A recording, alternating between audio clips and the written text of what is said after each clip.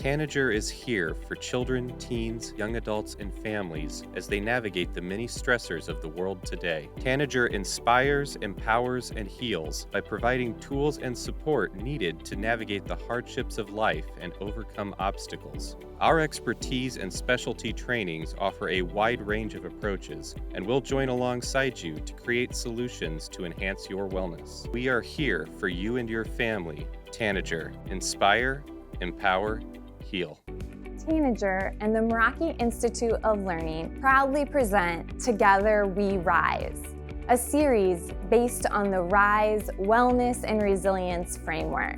For those of you who are joining us for the first time, this show is a series digging deep and bearing witness to the stories regarding challenges that youth and vulnerable populations face within systems in our community. We hope this series will inspire hope and possibility to create a ripple effect, empowering community action and encouraging you to recognize the power of advocacy. The power of your voice can be a shining light, promoting change in systems that can better offer resilience and wellness in the life of youth and families.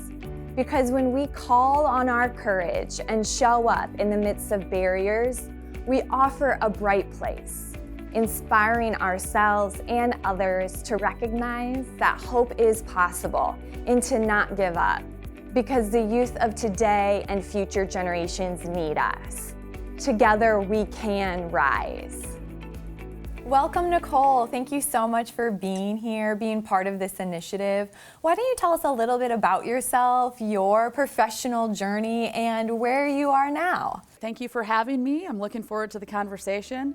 I am currently the Deputy Superintendent and filling in as Executive Director of HR with the Cedar Rapids School District. Small hats, small hats. They are. Lots of opportunity to learn things through the process. So this is my third year in Cedar Rapids Community School District, but I've been in education my entire career. I actually started as a physical education teacher. Oh goodness, I don't think I knew that about you. Yeah, it was a great job. You get to work out while you're getting paid at work. Kids love PE, and then enrollment decreased at the district, so they're like, hey, do you want to teach science?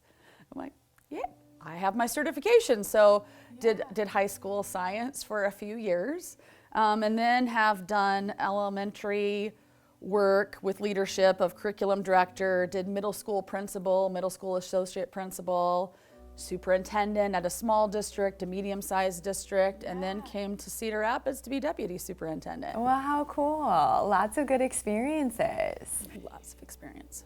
So Nicole, part of this series and this segment is really diving into understanding some of the gaps, the barriers, and some of the opportunities that we experience in systems that are directly influencing kids' lives.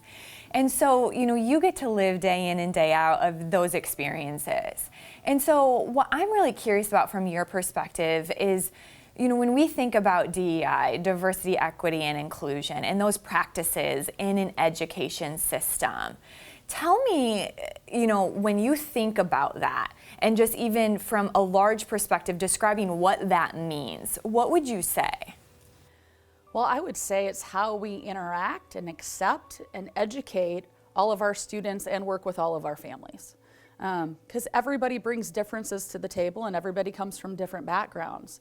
So I think really that sense of belonging that we create for students and families and those we work with, and even the community as a whole, comes from our work around diversity, equity, and inclusion. Yeah, in the RISE framework, we talk a lot about a sense of belonging because it's so important for kids to have that in order to have a sense of well-being and to cultivate their resilience. Tell me what you think are some of the barriers in place to creating a sense of belonging in education systems in Iowa today. I think a lot of times the communication, there's a gap, and that kind of equates to a gap in opportunity. So unless you know really how to navigate the educational system, there's barriers that are put in place non-intentionally because it's set up on white privilege, and that's the institution that it's based on. So I think we have to be aware of what all of our biases and beliefs are, put those to the side and really be open to interacting and learning and accepting what others are bringing and really celebrating that diversity and the differences that people have within our system. Yeah. So I'm going to dive a little bit into that. What is white privilege? How does that influence the systems that we're working in with this idea of white privilege? So I believe in education, it is systemically how education has been formed, right? It started about the traditional factory worker model, and really we've made shifts, but we haven't made large changes. And again, those in power positions are typically individuals who have come from white middle-class educators that have thrived in the educational system, which is why they've decided to go into education.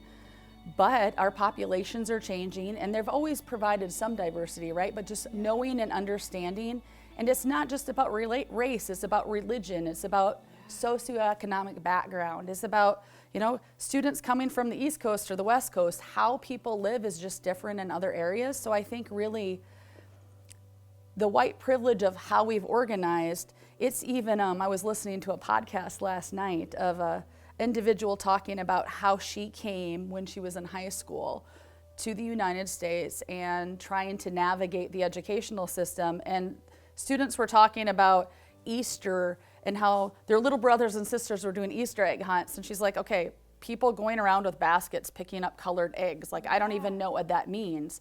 Well, that wasn't directly in education, but that made her feel a disconnect. Yeah. And then they started talking about AP courses and how do you get to college and what do you do? So she actually talked about how she navigated it, but she actually got her first job. She went around knocking on doors. Nobody told her how to do it differently. And she said, I was really fortunate, but she goes, unless you teach people how to really navigate and what it looks like here, and I don't think we always think of those things. Raising your hand in class, right?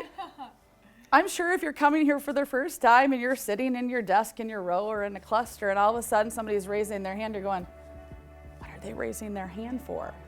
And we don't really necessarily explain that. So those are some of the gaps that I believe we create.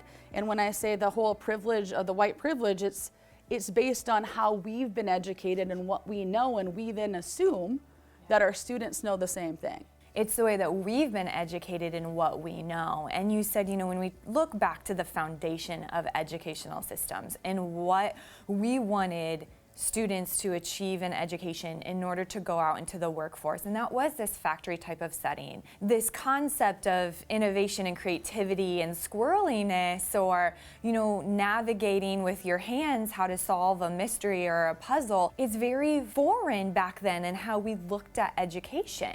And so we built education in our society in a way that benefited those with privilege and those with the means.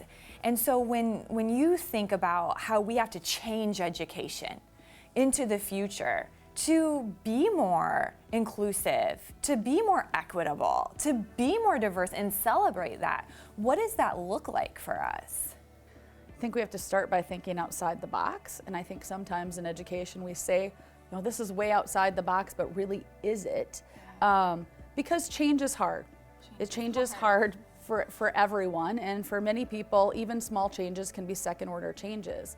So I think it's the educational piece, getting people to experience different things, to know and understand and be open to those ideas. And then it's, that mindset. And I think that's a really challenging piece. I think if people know, I don't have to change my values and beliefs in who I am, but I do have to be open and okay with other people's being different than my own. Treat others as you would like to be treated. I don't think that's really the case. It's treat others as they would like to be treated. But as a child, even growing up, I treat others as you would like to be treated. No, I want to treat others like they want to be treated, because we all have different needs.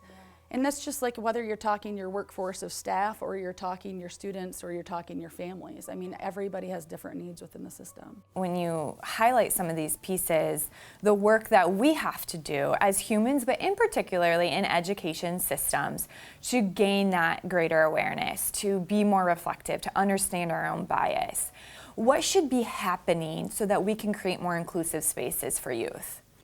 So we do focus on IDI work, which is intercultural development inventory.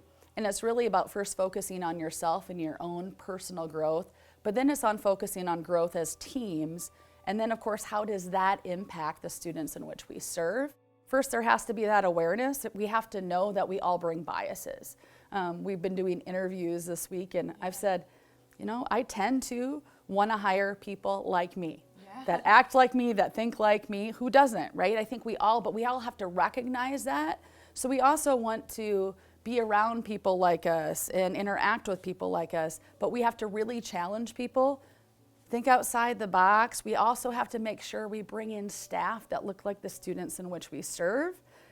A sense of belonging comes from that, and that cultural awareness and that responsiveness, I think, also comes from making sure we have a diverse population of educators and staff within our system that's serving our students. So if someone were to engage in the IDI, what information would they be told about themselves?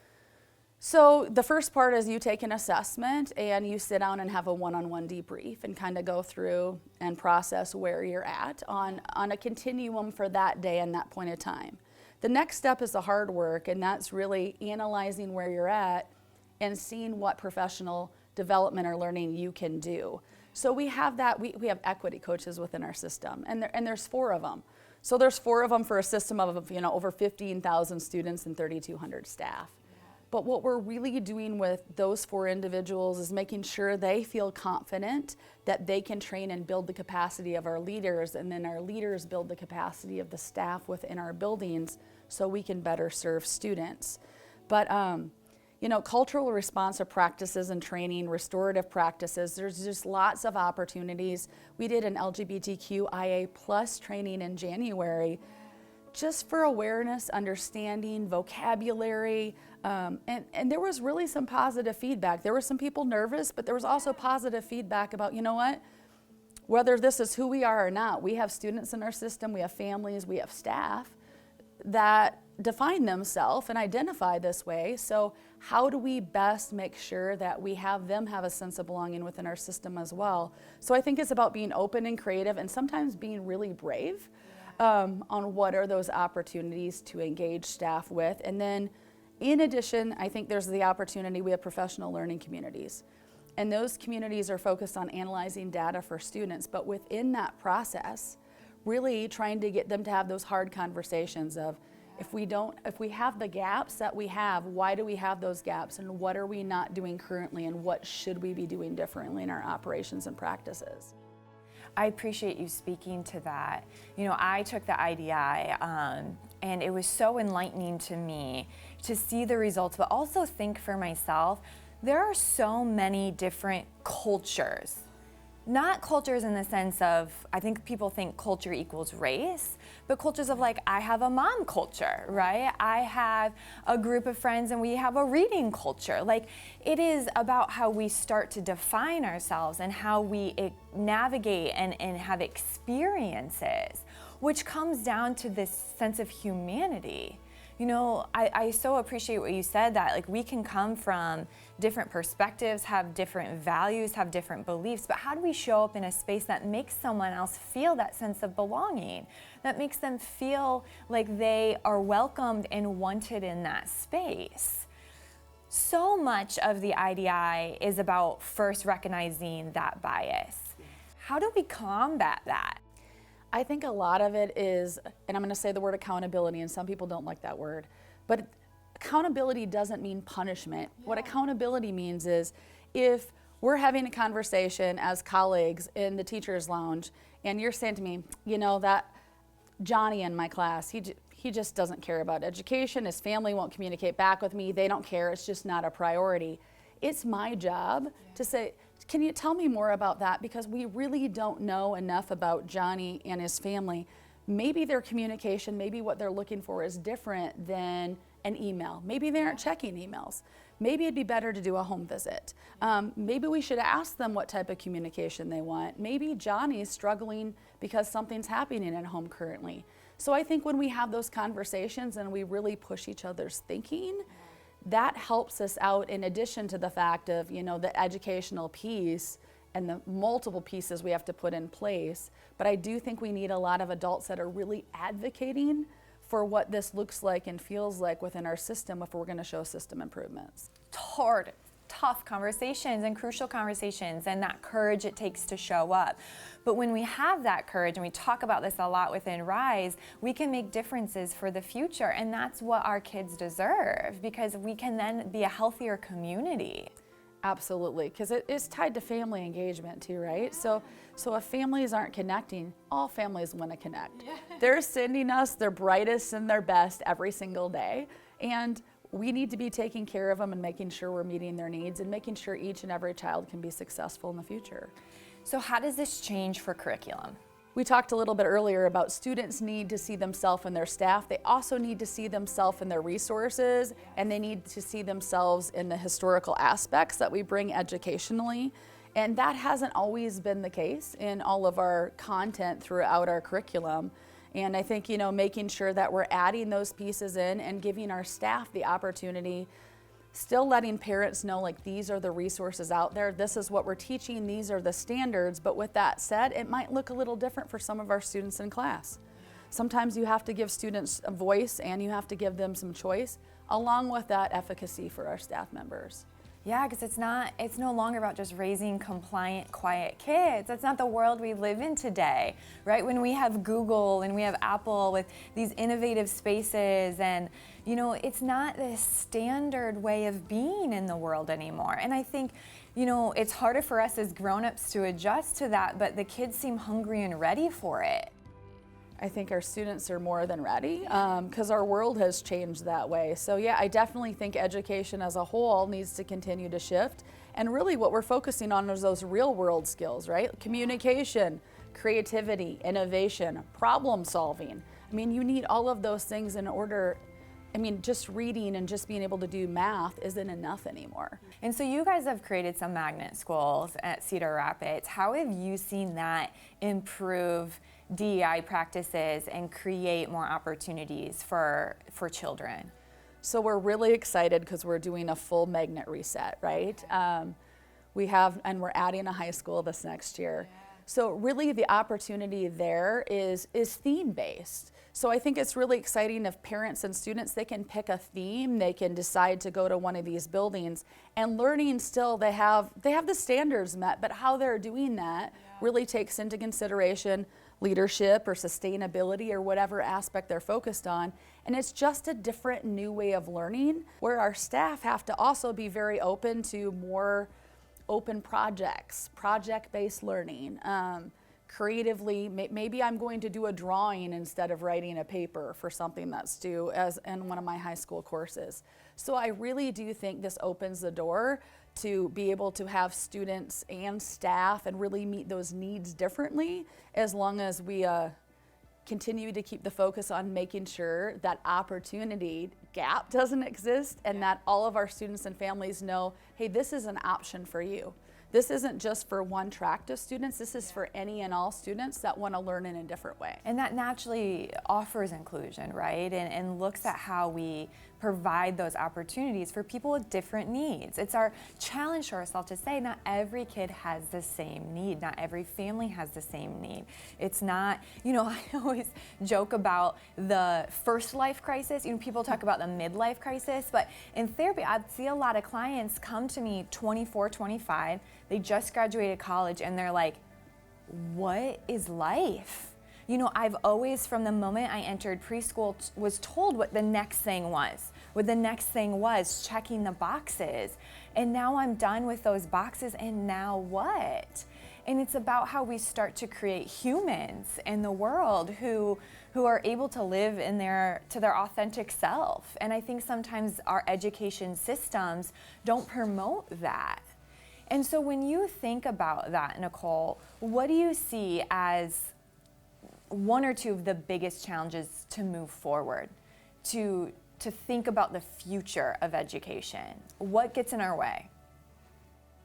Everybody has been educated, so everybody believes they know education, right? And then in addition to that, educators are usually people that it's been successful for them. I did well in school because I was the quiet, compliant, most of the time, student, right, that did what I was supposed to do, so school worked for me. But school doesn't work for everyone in that fashion. In addition, I just think the mindset. We have to get past our own selves and get past and acknowledge that we all do have those biases. And again, that doesn't mean what I believe is wrong or you believe is wrong, but we have to be open and understanding that how we've been brought up and learned what's right and what's wrong isn't the same as what everyone else has done. And sometimes, being loud as students together and learning, that's kind of taboo still. And it's like, you know what? Some of the best learning happens when we're sitting around together as a group of adults or as students, really engaged and passionately involved in what we're talking about. And then I think also those connections to the real world. So City View, new high school magnet, I'm there and I have some choice into what is it I want to explore? What are some areas of work that I could connect with and try out before I actually pick a college and a degree and certification that I want to go after? And still in the back of my brain, I'm like, will they be ready for college? Will they be ready for life? And there's that fear, right? Because we've all been educated, and so we think that's the way education should happen. And when it's not, we have fear. How do we overcome that fear? You can take the risk and you can always change, right? So if I decide I want to take a risk and I want to go to this school and try this out and it doesn't work for me, there's always the opportunity to go back. It's not like once you've determined your path, you have to stick with it. But I also think if you don't try it, you don't know what you're missing. You don't know what opportunities are out there if you're just going to stick with what you have.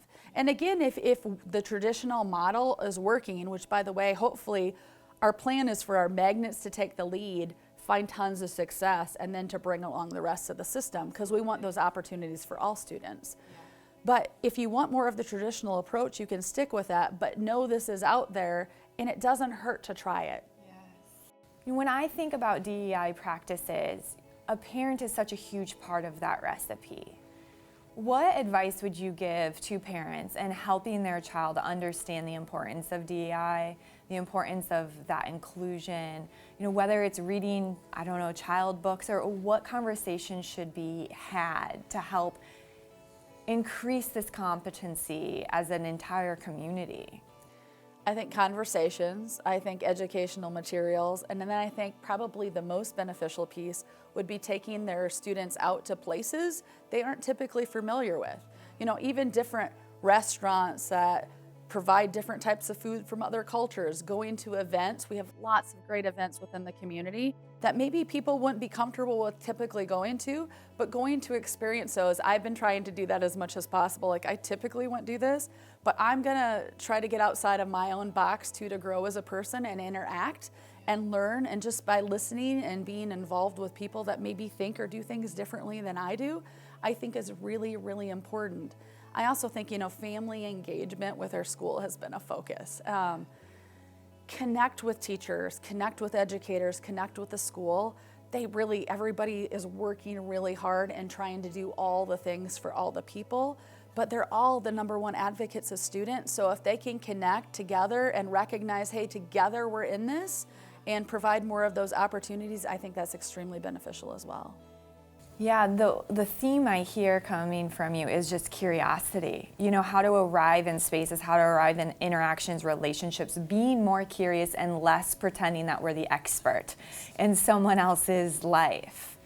It makes me think about the larger system as a whole, though, and what things are in our way. Legislatively, let's talk about that.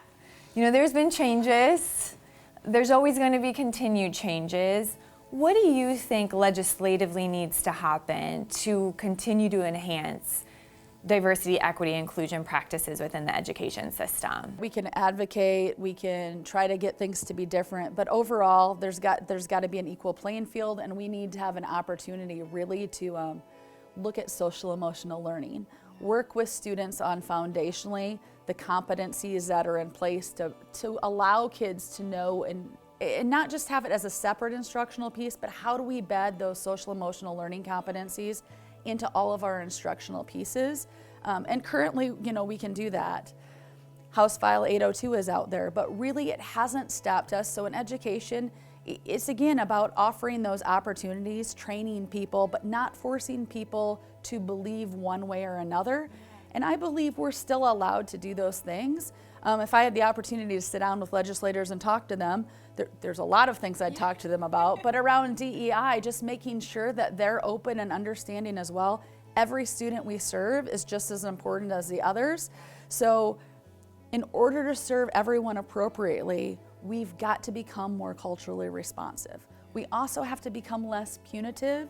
I'm a huge advocate for teaching students appropriate behaviors, just like we teach them how to read and how to write and all the other things, instead of punishing them when they do something wrong and then expecting them to learn and do something differently the next time. If that worked, life would be really easy, but it just doesn't work.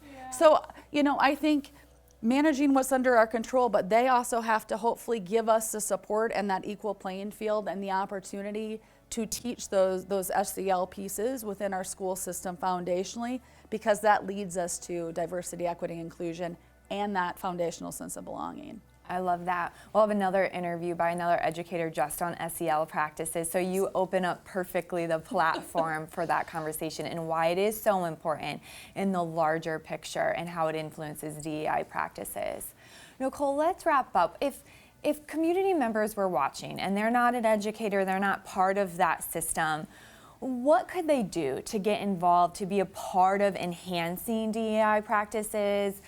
What's advice that you'd give to continue to move forward with having community change and advocacy?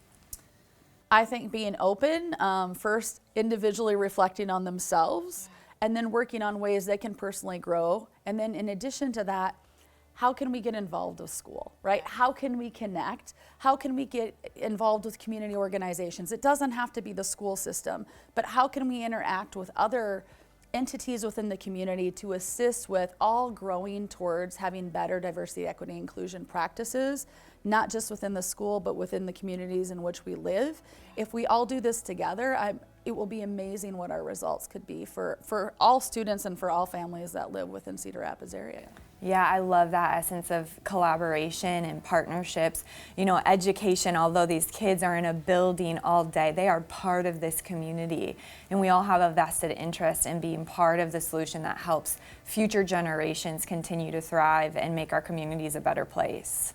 And we want them to come back or to stay here, right? Yes, we do. Go get the education, stay here and get the education that they need and want, and then come back and work and live and play in the Cedar Rapids area. So absolutely.